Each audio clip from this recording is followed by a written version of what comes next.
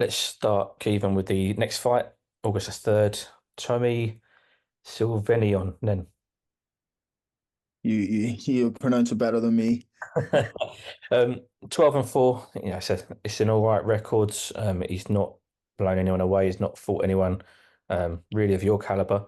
But for you, it's to get back in the ring and start getting active again. To talk to me a little bit about getting out for the 3rd of August. Yeah, listen, I take every fight like it's a world title fight. I prepare myself as best I possibly can. His record doesn't suggest that he's been in with anyone great. Anytime that he's stepped up, I know there's an unbeaten German kid, there's um a South African kid that beat him. Anytime that he's stepped up, he's been beat. Um, but listen, that means nothing to me. I've got to go in and put on a punch perfect performance. I can't take anything for granted. So yeah, looking forward to getting back out August 3rd, in my home city, Belfast. Um, obviously co-main event on a very great card of stacked Irish talent. So yeah, I'm looking forward to it. You mentioned your opponent there, and obviously you take it very seriously. He is coming off the back of 3 wins, so he's got the momentum behind him. He's going to be confident coming into this, and really, he's got nothing to lose. Does that make him a dangerous fighter? Yeah, I think it does make him a dangerous fighter, and I think his last he fought recently and got a good win. And I think his stylistically, he's dangerous enough. Do you know what I mean? Um, he comes to have a go. He'll stand in true review. He's only been stopped once in the 10th round against the South African kid. Um, I haven't seen the fight, like, but honest, but I've seen a box rec. So he's gonna be tough. Do you know what I mean?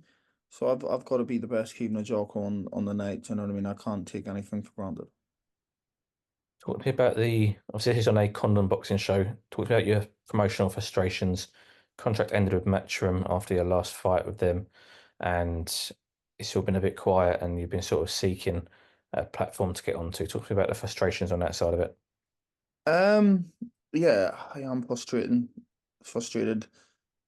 especially coming off a big win against Troy. When no one wanted to fight Troy, I stepped up, beat Troy.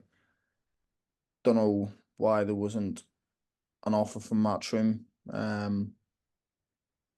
Fair. Do you know what I mean? We parted ways. Um, can't go too much into details and other things, but the politics of boxing is one of the reasons why something else didn't happen. And then yeah, it's a weird time in boxing if you think about it. If you look at if you look at the shows that Saudi are putting on, they're great for boxing. They're unbelievable for boxing because fighters are actually getting paid. They're making the best fights possible. But what they're doing is putting five, six headline fights on the one show. So all the other fighters that are coming up aren't able to get on shows. If you look from this year compared to last year or whatever, there hasn't been as many shows in the previous years as there has in the previous years because of the Saudis, because they're putting the five biggest fights on one card. So there is no undercard for fighters that are coming up. So that's just boxing, do you know what I mean? Listen, I'm not gonna cry over spilt milk. I know how good I am, I train hard, and I want the big names when the opportunity comes. I realize that in every boxer's career, there's probably a down period, you know what I mean, where things slightly dip, go quiet. You just got to stay level headed and keep training and wait for your opportunities. You know what I mean? I've been pro now since 2018, 6 years. I've had 5 years, say, of being signed with two of the biggest promoters in boxing in the UK. Um, Now that I'm not, I can't really cry. Do you know what I mean? I'm still undefeated. I've just got to keep on pushing forward and taking my opportunities and when I get the opportunities, making statements. You know what I mean? You mentioned something quite interesting there, and that's I suppose, the ripple effects of the boxing in Saudi. Obviously, it's great. Say it's great for boxing. It's great for the fans to see these big shows and really getting your money's worth on the pay-per-views or the tickets if you're attending.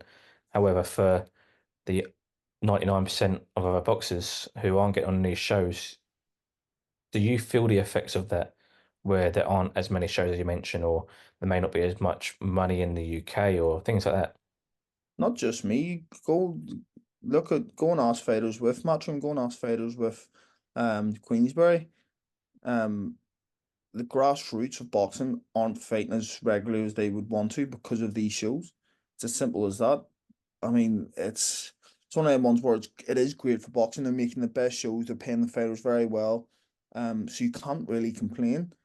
But at the same time, listen, boxing used to be 20 for earning, or 20 for learning, 20 for earning, say, right? That's gone. That's long gone. Do you know what I mean? You'd be lucky to get 10 fights for learning. Do you know what I mean? Like, and that's because so much money's been put into boxing, and that's because these promoters want you in tough fights straight away. There's no real guidance. Do you know what I mean? Not everybody can just rush to the top. Some people have to take their time and step by step. Do you know what I mean? Some fighters can just leapfrog other fighters. Do you know what I mean? But I think promoters are very impatient at times. That's just boxing, and listen, it is what it is. But yeah, I think the grassroots of boxing is kind of fading away because of these 30 shows. But then again, how long will these 30 shows last for? Do you know what I mean? They have to be at a loss somewhere. I don't know the figures. I don't know the in depth of what goes into the shows, but there's no way that they could be making a huge profit with paying these fighters what they're getting. We mentioned about the frustrations promotional, and we mentioned the grassroots, the ripple effect of Saudi and things like that, and what you've had to overcome through your career with injuries as well. Um, do you still, because I want to go back to your knife attack and what you experienced there, do you still feel lucky to be able to compete at a professional level? Um, yeah, of course, I'm lucky to be alive. Um, I'm grateful that I'm still here, but I don't really think luck comes into my boxing career being stabbed and whatever else because I've stayed resilient. I've been consistent. I've kept a level head and been dedicated and push no matter what's been thrown at me. And I think everybody gets something thrown at them and at certain stages of their career. I've kind of come over adversity on many occasions, but you could say I'm lucky. I feel a bit lucky to still be fighting, but I don't feel it as luck. I just feel it as life. You know what I mean? That's boxing, that's life. Things will come at you to test you. James, I get tested every single day. Just bullshit that comes with boxing or comes with life. And um I somehow find it in me to stay motivated and dedicated to boxing. I know the end goal that I want, and I know my mental wellness will not be defeated no matter what comes my way outside the ring, inside the ring, whether it's setbacks in boxing, whether it's setbacks in my personal life. Like there's nothing. I just won't accept defeat. Do you know what I mean? There's people don't know what goes on in my daily life with personal shit that I have to deal with, and I don't talk about that because frankly it's nobody's business, and I know how to deal with it, and I know how to push on, and I've been through shit since I was a kid, so it's who I am, and I know how to deal with that. But um, people just see the boxing side of things and maybe see, oh, he's doing well or he's not being active and whatever else. It's far from that, James. It's um, there's every day's a struggle in and out of the ring, and you just gotta put one foot in the other. I just keep saying to myself, get through tomorrow, one day at a time. And one day I'll look back and be thankful that I stayed motivated and dedicated to my craft and appreciate these hard times because they build character. We'll just go through the knife attack. Just, I know we spoke about it a few times before. Just tell me again, sort of what happened. It was just after, I believe you won gold at an amateur tournament. You're celebrating with your partner at the time, and this happens. Yeah, oh So yeah, he's the partner at the time. Yeah, get me in trouble by my missus. at the time when you was out and it all sort of kicked off, just tell me in your words what had happened. Yeah, listen, I was just won a gold medal, as you mentioned, in a tough multi-nation tournament out in Paris. Was out celebrating, but actually wasn't drinking. Left the club early, went round to McDonald's, was queuing up for McDonald's, and hit a group of idiots for a drink, and it hit me, and I've stepped out of line, and we've got into a bit of an argument. Tried to walk away, and then it's all kicked off, and I've ended up fighting. It was like 30 of them. I've ended up fighting them all, and I'm on top of one of them, and my ex has pulled me off and noticed that I've been stabbed. And yeah, I didn't at the time didn't realize the extent of the damage. Didn't realize I didn't feel anything, so I didn't think I'd been stabbed. Nobody had said to me, "You've been stabbed." I was just told like your face is in a bad way. And obviously, then once the police and the ambulance and whatever else came, I realized that it was bad. I was an inch from bleeding out in like 12 seconds, 20 seconds. So yeah, I'm thankful to be here. It was a life lesson, definitely a very nearly costly one, but yeah, I'm blessed and thankful to still be here. We've mentioned a lot about obstacles you overcome through your career and in life as well. Do you think that particular event in your life has helped you overcome the rest of the stuff you've dealt with since then? I can't imagine you've gone through much worse than that. Um, I've been through the wars, James. But yeah, I would say that's the obviously I nearly lost my life, so that's the most significant thing that damaged me mentally, physically. But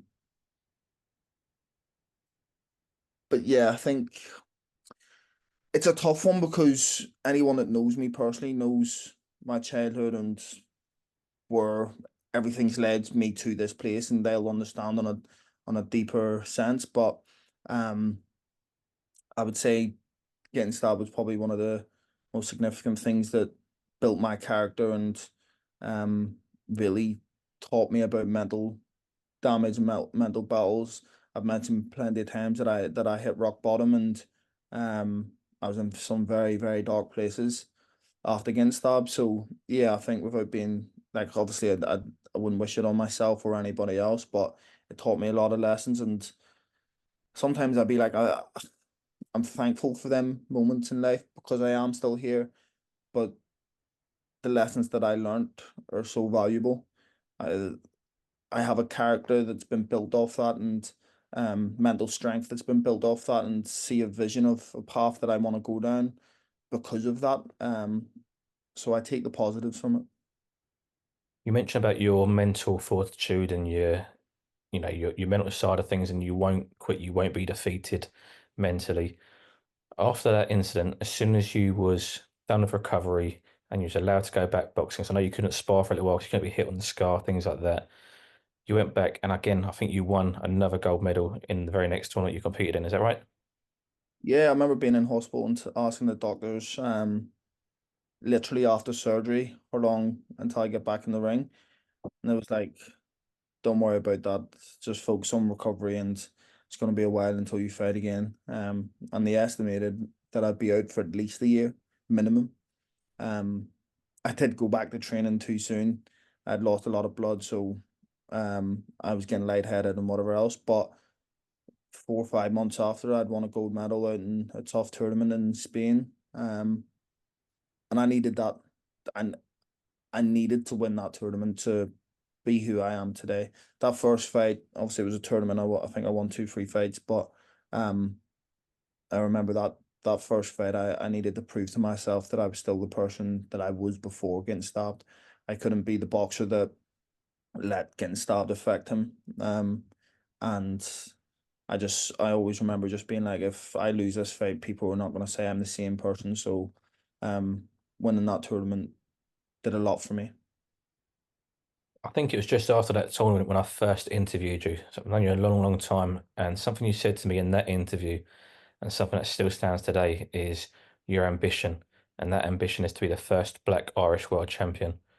Why has this ambition never changed? Why has your mindset and mentality been so strong all these years, even after you've gone through what you've gone through? Um, it's all I have. It's boxing's all I have. I've did this since I was 7 years old. I've lived, breathed, felt the heartaches, the joys of boxing. Do you know what I mean? And I set this goal when I was 14 years old after coming back from the Worlds and Europeans when I realized that nobody has achieved it. I know that Darren Sutherland, God rest his soul, could have achieved it. Believe he would have achieved it. Tommy McCarthy was very unlucky not to achieve it. And next in line is me, and I feel like I've always had that vision. I can create history. I can be the first Black Irish world champion. That's what gets me out of bed in the morning, James. I don't do this for money. I don't do this for fame, clout. I just want to be a world champion. Once I'm a world champion, defend the belts, try my best to be the best boxer that I can be, leave a legacy, and I'm gone. I'm out in a high. But yeah, I don't know. I just think when it gets tough and in camp and whatever else, I always just think you've been through the wars, you know what I mean? You've been stabbed, you've suffered personal issues, family issues, whatever else, and you've got to where you are today. There's no reason you can't be a world champion. I definitely have the talent and the dedication to become one. Sometimes you need a bit of luck on your side, but I believe that I'll be the first Black Irish world champion. And if there is another mixed race black person out there that achieves it before me, I'll be saluting and supporting them, and I will just be another Irish Black World Champion. I'll be another Irish World Champion. I just understand that being the first Black Irish World Champion, I can create a bit of history. And it's going back round, obviously, August 3rd, back in the ring. After that, what is the plan? I know you and your team, second to none. You work very closely with those guys, and you're sort of planning out your route. It's a bit harder, I suppose, with no promoter in line.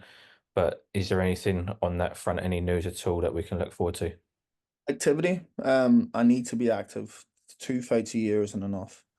It's nowhere near enough. I know I had an injury in 2022, end of 22, start 23, but 2 fights on enough to where I want to be in boxing. And yeah, activity, hopefully a good win August 3rd. And then push on. I'd like a name like Dennis Hogan, back in Ireland would be brilliant. It'd be a privilege to share the ring with someone like Dennis, and a real tough name like that that's been there, done it. He's a former IBO world champion, been in some great fights, and it's a domestic fight as well. So someone like that headline a show back home in Belfast would be great. Um, and yeah, just keep on pushing on and striving towards great things. I'd love to fight for the EBU title within the next 12 months. Um, I know I'm ranked number 7 with the EBU, number 10 with the WBA. So just keep climbing the rankings.